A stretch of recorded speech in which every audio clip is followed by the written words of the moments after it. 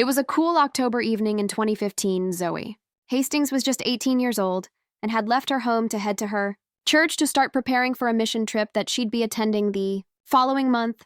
Before we dive into today's case, please, make sure you subscribe my channel for here. Such a real crime stories and hit bell icon investigators say she never made it to her church that night. In fact, she didn't make it further than a quarter mile from her home before she became embroiled in a tragic series of events. Would never make it back. See, on her way to church, Zoe stopped by local Walgreens to visit a Redbox movie kiosk. No sooner than she got out of her car to rent a movie, a man sneakily approached her from behind. He made Avery's simple command: "Shut your mouth and get in." Zoe Hastings lived alongside her family in Dallas, Texas, and was deeply devoted to her faith, being a very active member of her local church, a branch of the Church of Jesus Christ of the Latter-day Saints.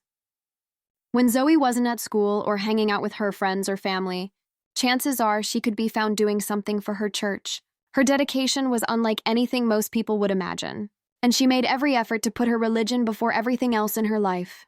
Outside of her religion and her family, Zoe had just recently graduated from Booker T. Washington High School for the Performing Arts, which is also located in Dallas. But it's never been mentioned what Zoe planned on doing after school was over outside of the obvious activities that she had planned with her church.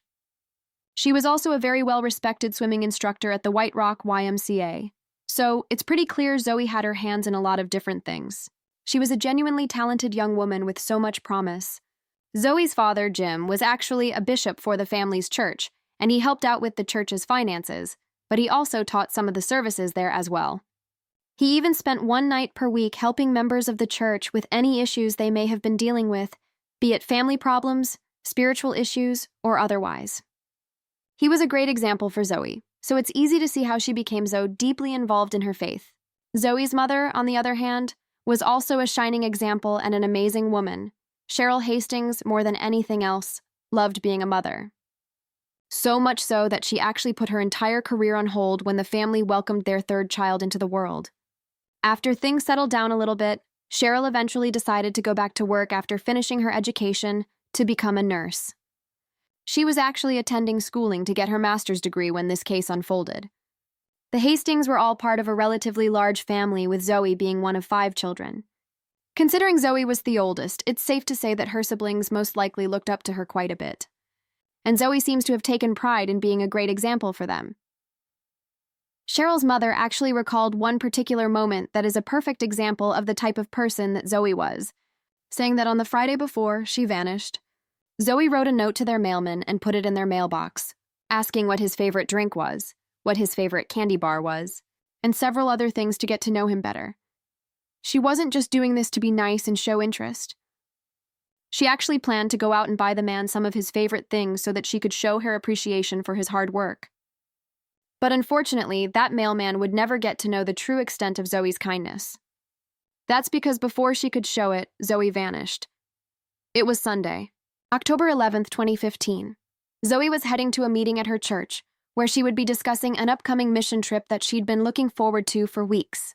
She left their home at about 4:40 p.m., and planned on stopping by a local Walgreens on her way to church. This Walgreens was actually within view of her home less than a 4-mile away. And you could see the big Walgreens sign from the front lawn. Court records show that Zoe made it to the Walgreens by about 4:42 p.m. that evening, where she approached the Redbox kiosk located just outside the front door of the building. Now, for those of you that may not be located in the United States, or maybe you've just never seen a Redbox kiosk, it's basically a movie rental kiosk where you just walk up, touch a screen to select a movie you want to rent, and then out pops the DVD or Blu-ray of that movie. When you're done, you just bring the movie back and pay a daily fee for however long you had the movie. On this particular night, Zoe stopped by the Walgreens to return a movie that she'd previously rented. She drove up near the kiosk in her family's minivan and hopped out of the car. She wasn't outside of the car for more than a few seconds when a witness spotted a strange-looking man approaching Zoe's vehicle. This witness worked at a tattoo parlor that was located in the same intersection as the Walgreens. He said that as he looked across the street, he noticed Zoe getting out of her van, returning the movie, and then turning back to get into her van. No sooner than she arrived at the driver's side of the van, a short, heavy-set man rapidly approached the door, grabbing it and preventing Zoe from closing it. The witness says that he couldn't make out what the two were saying, but he mentioned that the man was overly animated and said their conversation lasted no more than 5 seconds before Zoe scooted over into the passenger seat, allowing the man to drive the van. The witness says that at this point, he believed the two must have known each other, considering how little resistance Zoe put up against him. He also added that he saw this same man later on that day around dusk. But a separate witness report tells a slightly different story. This report comes from a homeless man who was sitting across the street from the Walgreens when the scene unfolded. He says that the heavyset man approached Zoe rapidly and aggressively while doing his best to sneak up on her from behind. The homeless man mentioned that the suspect was walking incredibly strangely, but was trying not to gather too much attention. He says that as soon as Thiemann approached the side of the car, it was clear Zoe was uncomfortable. He said the man put his arms around the doorway of the vehicle so Zoe couldn't get away, all the while reaching into his pocket for something. The witness says he immediately noticed this encounter was not friendly. So he did his best to try to run across the street to confront them, but there was so much traffic that he couldn't make it across in time. By the time he got there, the man had already sped away with Zoe in the passenger seat. So he did the only thing he knew to do, and he ran to the closest convenience store to call 911. But interestingly, police say that they have no record of this 911 call taking place. So, it's entirely possible Thiemann made this part of the story up.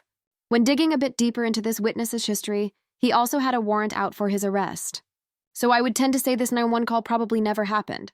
But either way, the remainder of his statement does appear to be true, as we'll see in just a moment. On the evening that Zoe vanished, she was expected to be at her church for the aforementioned mission trip prep class at about 5 p.m. Unfortunately, she never made it to the church that evening. She was expected to return home around 6:30 p.m. for family dinner. She never made it home either. When Zoe missed out on dinner, her parents began calling and texting her phone over and over again. But she never picked up.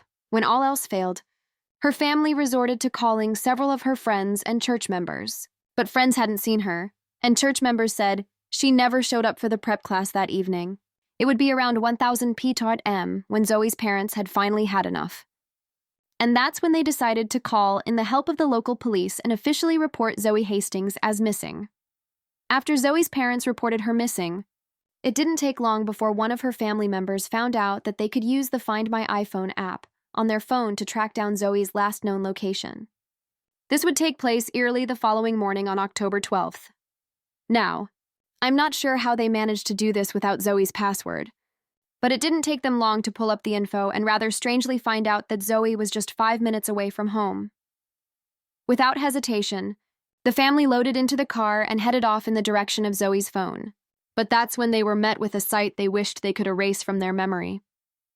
As the family drew closer to the location that had been pinned on the map, they noticed flashing lights just in the distance.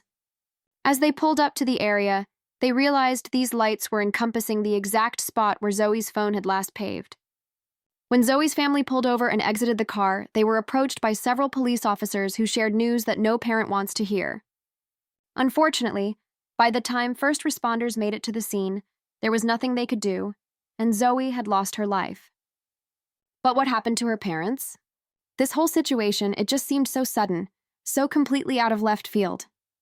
Well, according to detectives, earlier that morning, a man named Kurt was out walking his dog when he noticed another man running in his direction, frantically trying to get his attention. As the man approached, it was obvious that he was upset and visibly shaken. He called out to Kurt and shouted something along the lines of, "There's a car and a girl down in this creek," pointing to a large ditch or a culvert area that was nearby. The unidentified man then led Kurt over to where the car was located, nearby East Road and Lippett Avenue. When the two arrived, there was incredibly dense brush that filled the area, but a white van could clearly be seen from the roadside, poking out from the brush. The unidentified man then descended down the steep embankment to check out the van. When he approached, he found Zoe nearby, completely unresponsive. The man then made his way back to the street, informed Kurt of what was going on, then ran away before police could arrive, leaving Kurt to call 911 on his own. Police arrived at the scene of the crime in record time, but unfortunately there was just nothing they could do. They found Zoe lying face down about 20 ft from the driver's side door of her minivan. The van had been driven down the embankment and crashed into the bottom of the creek. meaning the van was merely vertical when police found it. When detectives began collecting evidence and photos from the scene of the crime, it was very clear what had taken place here. Zoe had been abducted, taken advantage of, and then dumped here with no regard. As investigators combed through the thick foliage, they managed to find a knife covered in red stains that had been tossed near the top of the embankment. Before long, detectives also found Zoe's phone, and when looking at location data, they found that she'd arrived at this creek at exactly 5:01 p.m. the night before, meaning she likely lost her life just 15 minutes after leaving her home that night. Police made a comment about the state of the crime scene, stating that Zoe had been subjected to what they called, quote, obvious homicidal violence, but they refused to describe much else other than this. Thankfully, Zoe's family were prevented from getting too close to the crime scene, with one police officer stepping in and telling the family they weren't allowed to get any closer because they'd not be able to forget what they saw that day. Zoe's parents have said that since that moment, they've made every effort to never see a single photo from the scene of the crime from that awful evening, choosing to remember their daughter for who she was, rather than what she eventually became, at the hands of some cruel, heartless monster. After police spent several hours scouring every square inch of the crime scene, they were left with a considerable amount of evidence stored away.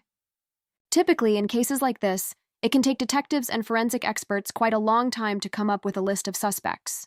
But thankfully, in this case, that wasn't true. In fact, the person who did this to Zoe left behind every last shred of evidence that prosecutors would need to find him. Not only was this guy a cold-blooded waste of breath, but the man was also a world-class idiot.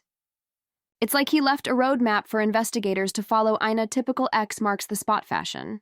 When police looked over the evidence they had collected from the scene of the crime, they realized they had collected several hairs left behind by the assailant, as well as copious amounts of DNA that were found both on Zoe's body and the knife that had been found near the top of the embankment. Not only this, but they didn't even have to try hard to track down who the DNA belonged to. The man's DNA was already entered into the police database multiple times in the past. By October 24, 2015, about 2 weeks after the crime unfolded, police announced they'd found their man, Antonio Cochran. Antonio Cochran was quickly identified as the man who witnesses had spotted stalking Zoe in the Walgreens parking lot that fateful evening. His DNA was littered across the entire crime scene, and his DNA was in the police database from various accusations and crimes that he'd committed over the years. When police reviewed his record, they noticed that his crimes were all incredibly violent, and most of them were boiled down to sexual urges. When police spoke with those who knew Antonio growing up, nearly everyone who knew him had nothing good to say about him. He had a handful of people in his life who cared about him, but for the most part, he disgusted nearly everyone he met.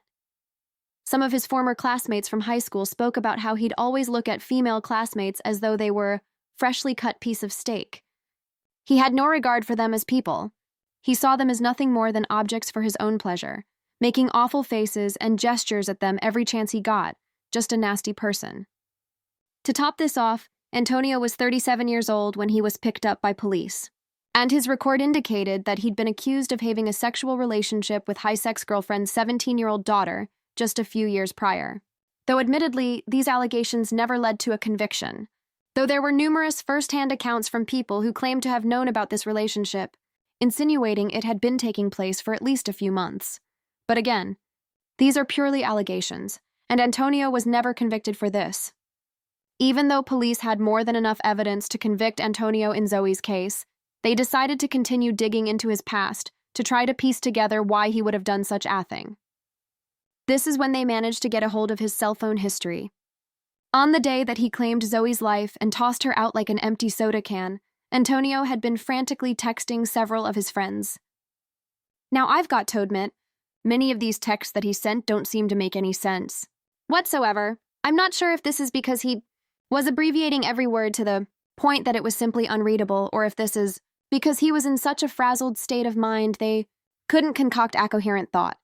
I really just don't know. But from what I can make out from his texts, Antonio had first texted his roommate and claimed he was going to be moving out. This appears to have been completely unexpected, and he was basically leaving his roommate high and dry. But there does appear to be more to this story than the texts bleed on, because he signed off this announcement by saying, "This will be the last you ever hear from me," suggesting there was definitely some bad blood between the two. He then texted an ex-girlfriend and said that a woman named Era, who'd supposedly been like a mother to Antonio, had passed away unexpectedly, quote, right in front of me. He then continued texting various people, telling someone known as Mimi that he'd been drinking, driving, and sobbing 4 hours after hearing the news about Rena. With this text coming through just about an hour before his encounter with Zoe, it's very clear to see that, when Antonio abducted Zoe, he was in a very difficult state of mind. The next text Antonio sent would be to someone known as Selena, with him simply saying, "My life is over. You'll find out soon enough." This text was sent about 4 hours after the crimes against Zoe were carried out.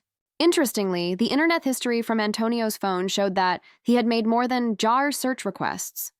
But police haven't been clear if all these search requests were done the same day of the crime or if these were spread out over a certain period of time.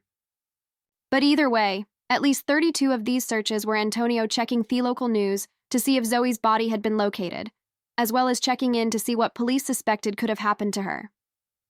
This information made it painfully clear Antonio was terrified. But where does all this leave us? Well, if the text messages sent from Antonio's phone are to be believed, it sounds like he was most likely incredibly intoxicated at the time that he abducted Zoe, and this probably explained why he was so overly animated in his actions and probably explains the weird way that he was walking as described by the 2 eyewitnesses. But still, why did he target Zoe of all people? She never said a word to him, never even looked in his direction. So why grab this innocent girl just because you're drunk and clearly distressed because someone close to you passed away? Truthfully, we don't know. But if you ask me, I don't think it's too much of a long shot to assume it was purely a crime of opportunity. After all, Antonio has an incredibly colorful history with women, particularly involving violent or sexual encounters with women. Even his close friends admitted to this. Honestly, I think this crime was just an example of the kind of person Antonio is. There was no motive. There was no reasoning. He did it because he could, because he wanted to. In court, one of his close friends asked the jury to be lenient on him, saying that he was nothing more than a victim of a bad upbringing. But the jury wasn't going to hear it. Needless to say, when Antonio was sent to trial, he was quickly found guilty and was sentenced to life in prison, having to serve a minimum of 30 years before he'll have any chance at parole. But realistically, I don't see a man this violent and with this dark of a history ever seeing the light of day again. When speaking about the trial, the terrible, cruel treatment his daughter was subjected to in the future, Zoe's father explained how he and his remaining family members are doing their best to make something good from a bad situation. He admitted that one of the hardest parts of this is trying to teach their remaining children that they are still safe, even though their oldest sister was abducted within eyesight of their home. He says that it's shaken the very foundations of their family, and he and Cheryl just don't know how to make their children feel comfortable again. After Zoe lost her life, Jim dedicated himself even more to the church that he was already doing so much to serve. But he realized that he couldn't help others if he couldn't first help himself. This is when he decided to take time out of every day to deal with his emotions by sketching his family members, a different family member each day. He's created more than 900 drawings of his family members, which he shares on his Instagram account, detailing the incredible range of emotion that he's experienced over these last few years, as well as the freedom that comes from getting these emotions out of his own mind and into the real world. Jim says that he continues to do this every single day, even after all this time. He even used this drawing method to cope with the loss of his mother, who passed away from cancer. Drawing a sketch of her every day for the final 6 weeks of her life, Jim says that drawing has helped him to realize just how much he's left to live for, and it's inspired him to make sure he uses his time productively, rather than only focusing on the negative. Cheryl, Zoe's mother, has also taken great strides to turn this tragedy into something positive. Cheryl has been a nurse for several years, but around the time that Zoe lost her life, she noticed an advertisement that was recruiting nurses to become specialists who focus on women who'd been assaulted. At first, Cheryl thought this was a terrible idea. But the more she let it sink in, she says that a voice in her head kept urging her to join the program. So she did. No one knows the pain of something like this better than someone who's been affected by it directly, and Cheryl definitely fit that bill. You've got to admit, becoming a nurse for a program such as this, it's not a job anybody wants to do. But the brave, noble, and honorable women who do take on this role, well, they're a breed of their own. Cheryl is very grateful to be able to be part of such a sensitive program, helping these women to cope from the immeasurable pain that they've been put through, and in some small way, make a positive difference in the lives of those who need it more than anyone else. Out of every 10 domestic violence situations, 8 of the victims are women and 9 of the perpetrators are men. These are the stats from Costa Rica.